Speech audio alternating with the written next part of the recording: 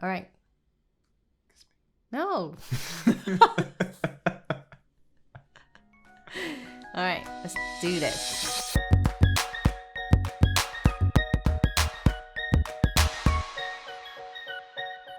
Okay. Not going to wake up on time. Hi. Welcome. Hello. Welcome back to the Chan Fam podcast. Woohoo! Second episode. Yeah, episode number 2. Today we are going to be talking about our daily routine. Yeah, the Chan Fam routine. Yeah, the Chan Fam routine. That's right. And so, yeah, we are a family of 5. Yes. 3 little boys. Yeah. And it has not always been like that. No. And the routine that we currently have has taken a lot of trial and error to get to, I think. Yeah. Yeah. And even then, I think as the kids mature, right, grow older, it will continue to kind of change. Yeah. Slowly. And as we lose our energy. And as they lose their nap times. Oh my goodness. And as they gain more energy. It's true. There's an energy balance that must be... yeah. Maintain. Yeah. At all times. That's right. Wow. That's the profound. Fluctuation in the routine. Okay. Yes. Great. So what is our daily routine as a family of 5? Let's break it down. All right. We wake up at about 7. Well, the boys for sure wake up at 7 a.m. Yeah. I try and wake up earlier. Slightly before them. Yeah. Sure. You don't know when I wake up much earlier than them because it happens, okay? Like once in a while. No, sure. okay. At least 2 times a week. Yay! Yeah, but they wake up at 7 and that's like the gospel truth. Yeah, that's true. That's very true. That's like no matter what time they consistent sleep, they still wake at 7. Yeah. So anyway, wake up 7. We have breakfast about 8 a.m. Sure. We have a devotion about 9 a.m. Then we start homeschooling about 10. And lunch is at 12. Mm-hmm. And then after lunch about 1:30, like after cleaning up and everything, 2 little boys, the second and the third, will go down for nap. About from 2 to 4-ish, about that time. Yeah. And then either myself, or will spend time with the first child, the first boy. Mm-hmm.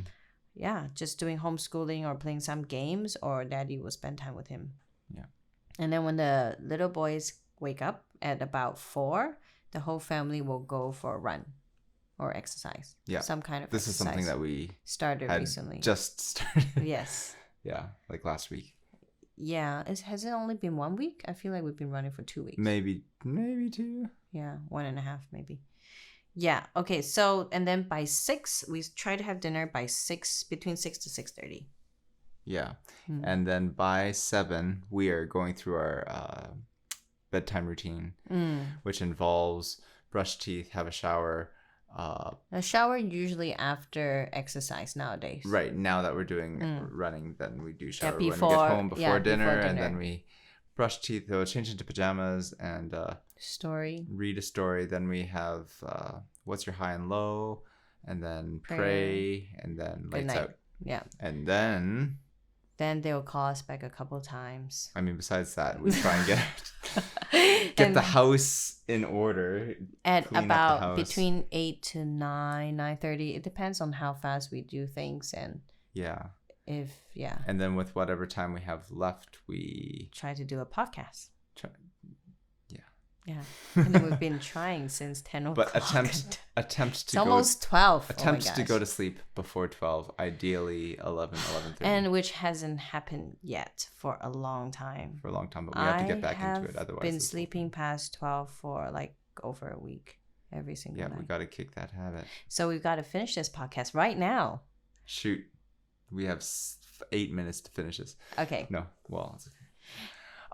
Right, so that's our breakdown of our routine, and as we have been preparing for this podcast, and as my wife has also been kind of contemplating it and realized that there's a few kind of things that few tips, I guess, I guess things we learned. Yeah, things we've learned that have helped in maintaining A routine. a routine.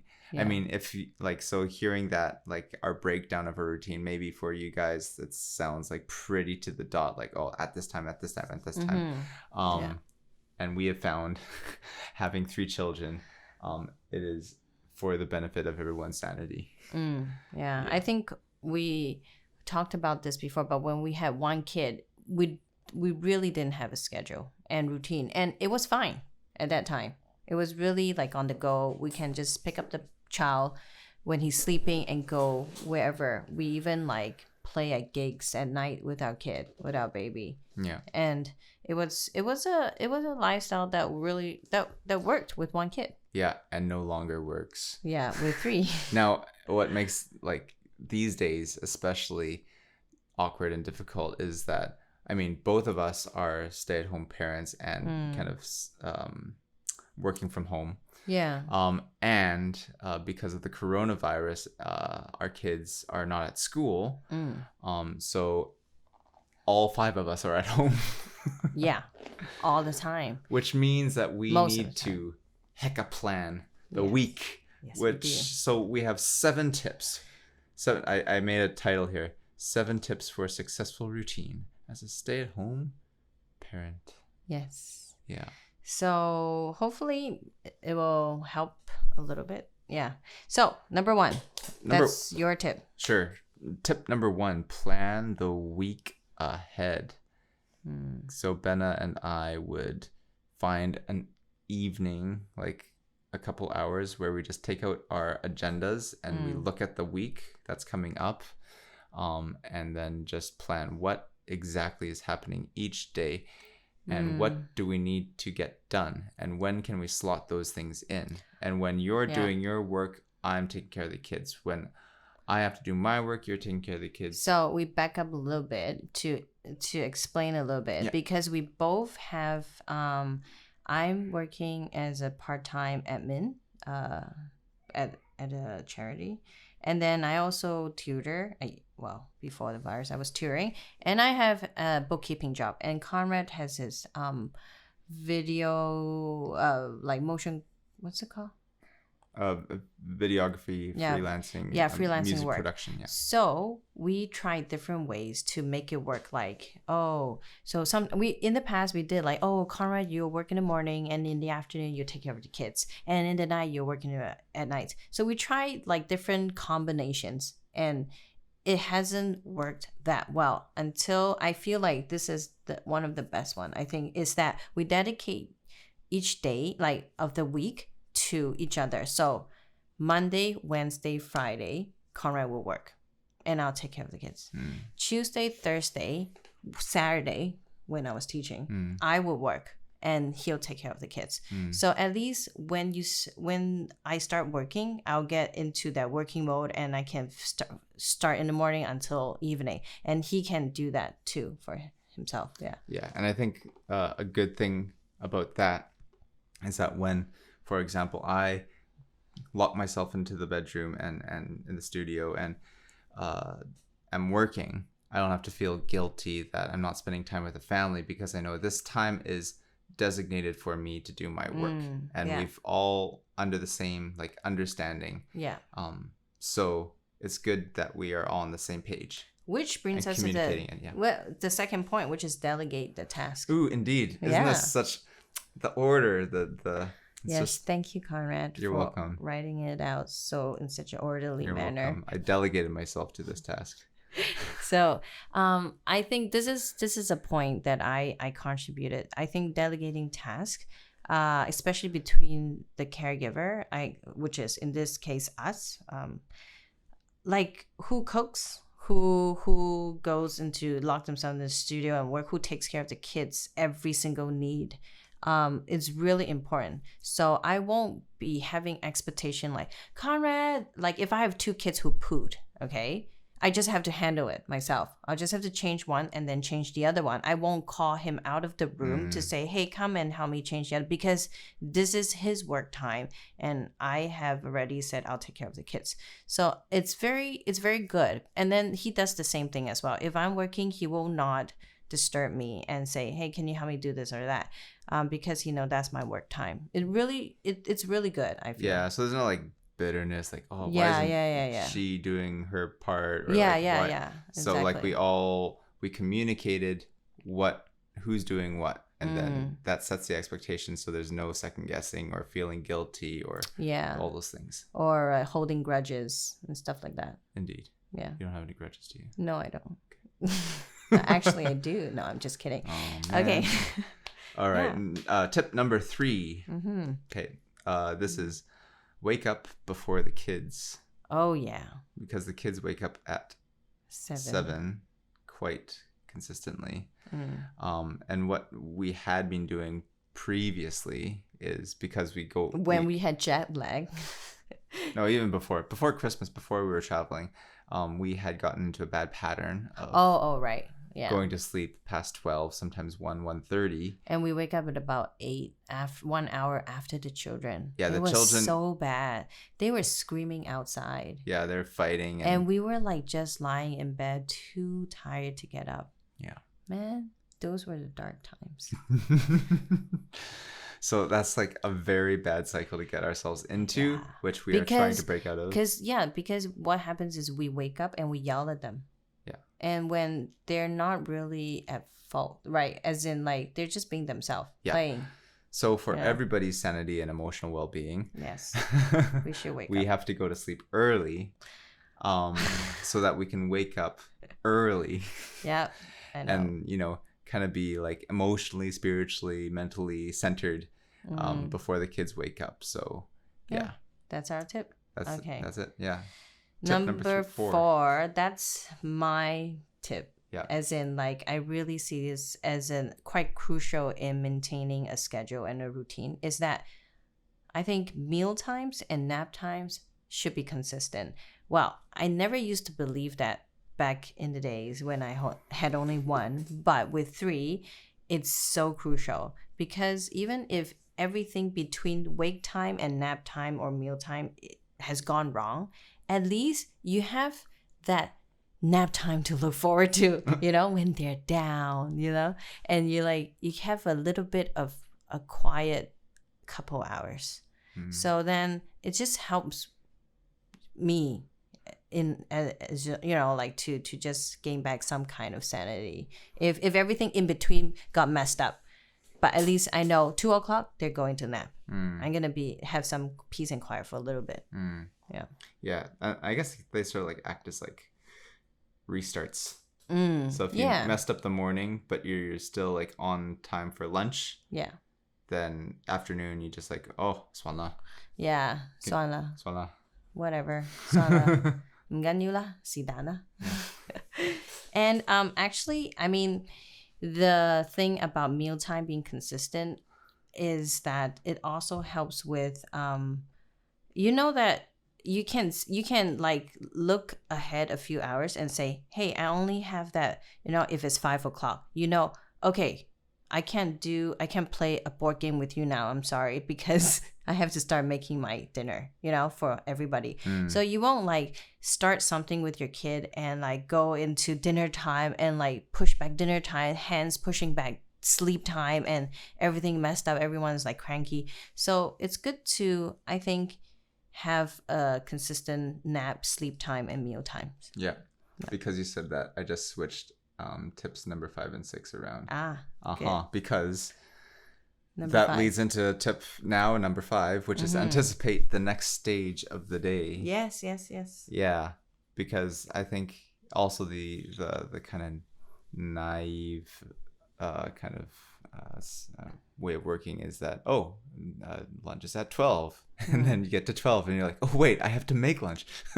Wait, I have to like get the kids like doing something while I'm preparing lunch. Like all these things you have to think of ahead of time, and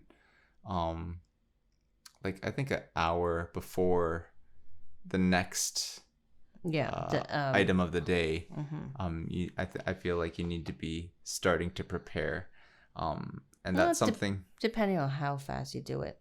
It depends. Like sometimes cooks in half an hour they prepare a meal, depending on like the kind of meal that you're doing. That's true too.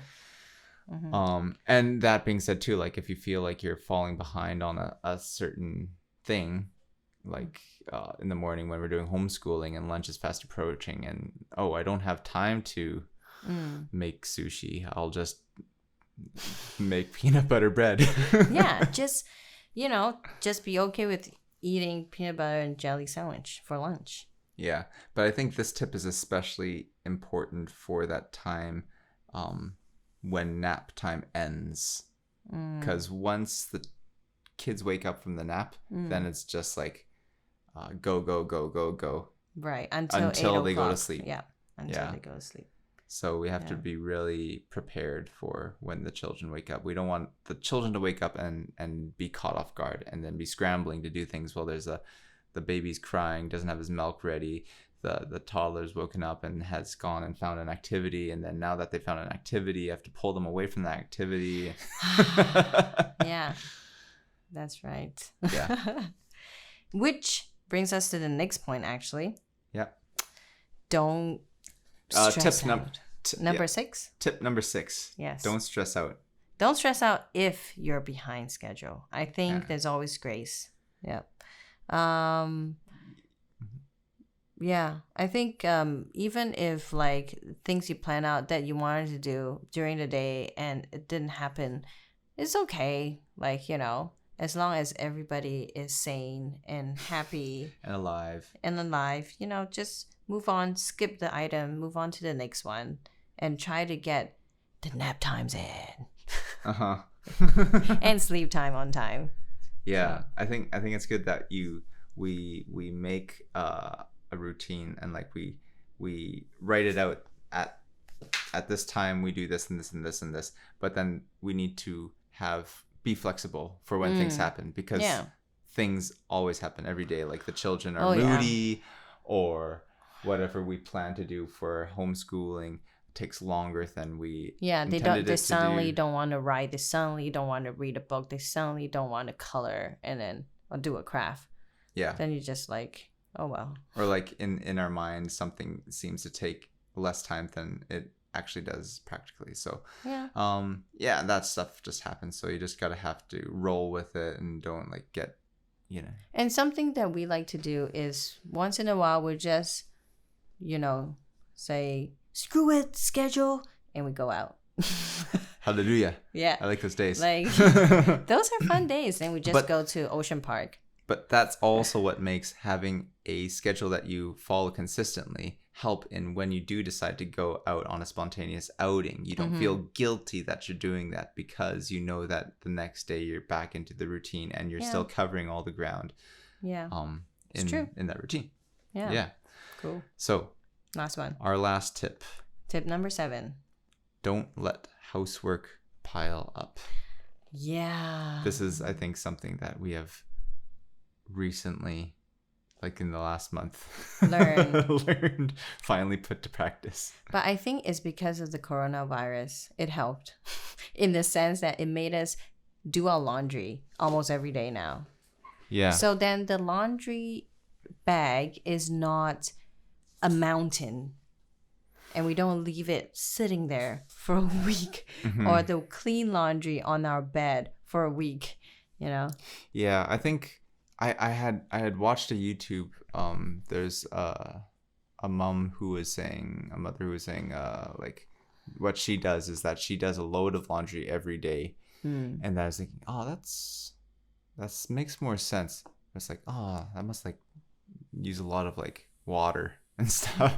But I mean, with a family of 5, and especially we do have a load every with being more kind of like conscious about being more hygienic and like kind of keeping our clothes more clean and exercising every day.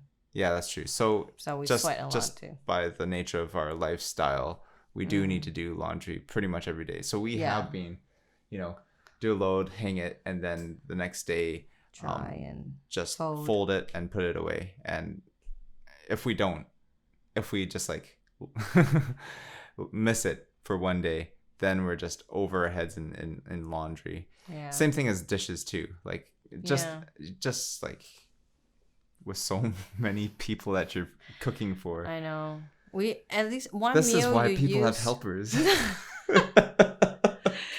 Yeah, I mean, with 5 of us eating, every meal you use at least 20 plates, cups, utensils, 20 pieces at least.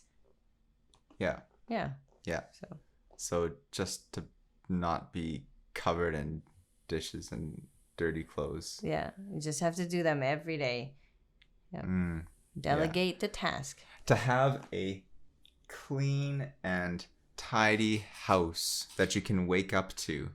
Yeah. Is just such peace of mind that adds so much emotional stability to everybody's hearts. Yeah.